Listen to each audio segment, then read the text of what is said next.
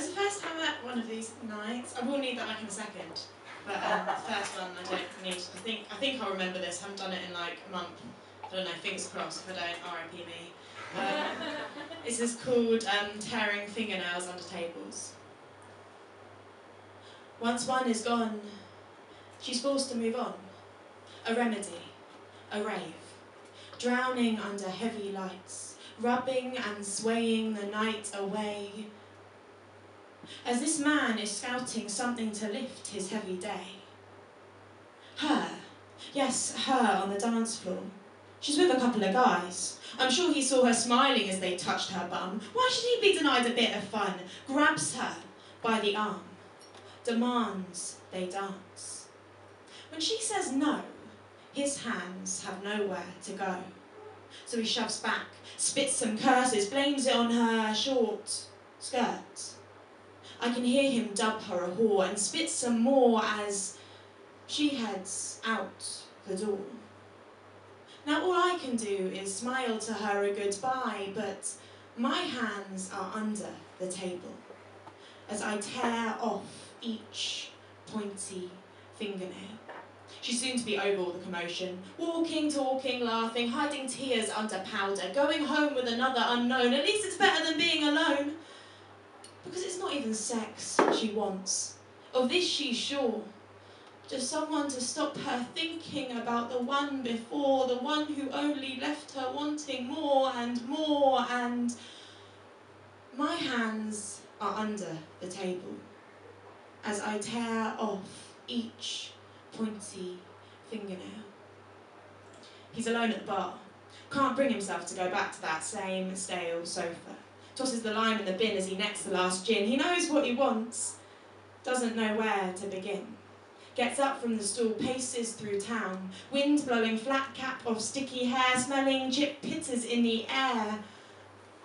He sees her stumbling. That same girl over there, just over there. Pretty blonde hair, pretty fair blonde hair.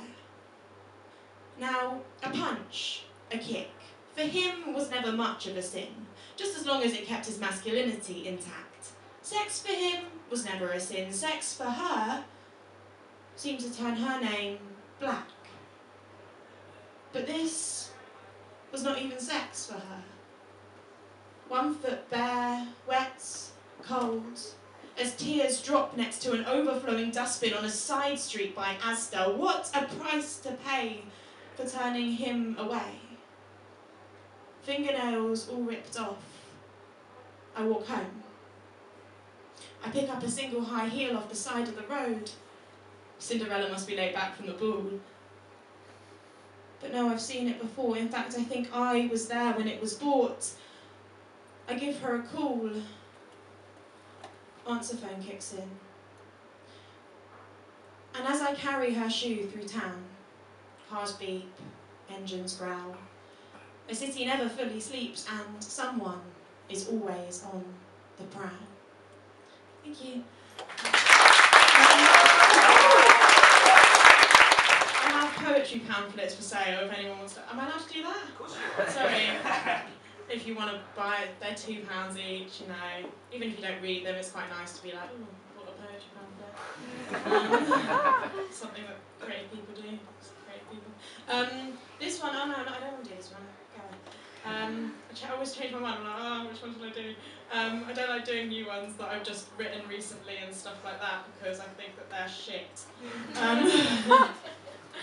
For some reason, I'm like, everything I'm writing at the moment is just so crap. Like, why can't I just go back to when I was writing good stuff? I don't know if you resonate with that.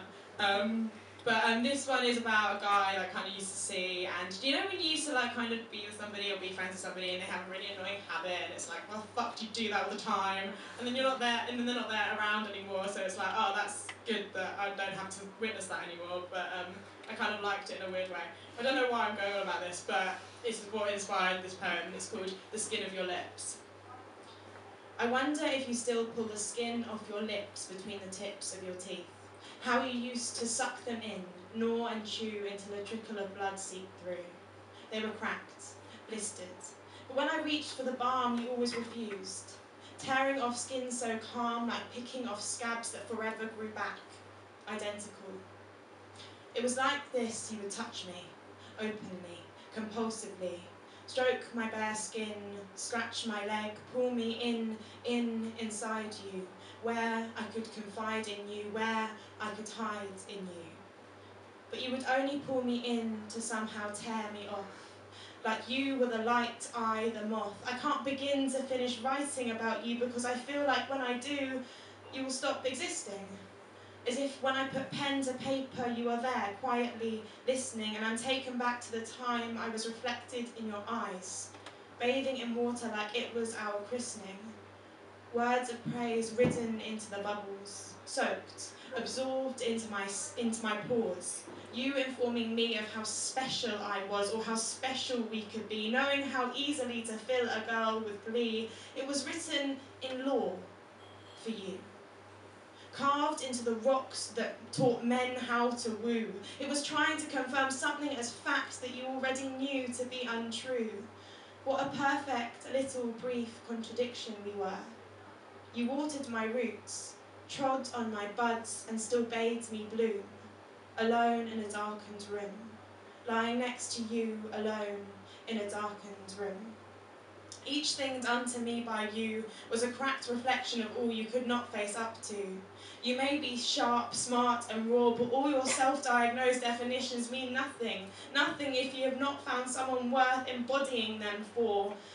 But still, I wonder if you pull the skin of your lips between the tips of your teeth, or even if you have lips at all, or what they could now possibly be used for, apart from having something to bite into, of course. But the teeth that do it cannot be mine. The bruises you blackened will fade in time. There are still wounds I plaster to forbid you from prodding, because I know you could still do it, compulsively, satisfyingly, like pulling the skin off your lips between the tips of your teeth. Thank you. Can I do another one? Yes! I've performed this one quite a lot, so you've probably heard it before. I don't know if you haven't, then great. Basically, it's just about this really charming guy that came up to me when I was at the bar one day and just goes, I'll go straight into the poem like this, just comes up to me and goes, "You're definitely a 10. He chuckles, smirks at me like a butch Cheshire cat, eyes like a hungry rat looking for its next meal. Perhaps I am the catch of the day, the ideal, a girl in mascara, a bodycon bralette and heels. He can see the smooth skin of my back. This means I am his to touch and bring back, like the pink pick and mix he nicked at 6 years old from Woolworths. To him, this is a sport. I am now the answer to a mathematical equation, a mark on a quiz paper, a sign on a black door, a 10. Surely this is what every girl should be striving for. Each atom that has bounced around to form this body, each year I have lived through, each person, place, smile, frown and hobby has led me here, to you, and your perfectly calculated price tag. I should put this on my CV. Who needs brains when I've got a face and a case of 10? The gatekeepers, the men, will be happy with just this 10. Wish I hadn't bothered with A-levels, or learning at all in fact. All I need is a modelling contract. But then I wonder if I would still be this number if I had not filled in my eyebrows or painted on my lips. What if he found out that I didn't use waxing strips? And would I perhaps be a 9, 10 years down the line, my tits no longer so perky, skin no longer so smooth? By then, I hope we may live in a world that teaches young girls to value their minds over their flat bellies, thigh gaps, bums for boys to grab at, and nipples. Nipples they can only compare to the ones on pawn shelves or page 3, out just for men to stare at, use, scrunch up and toss in the bin. Thank you so much.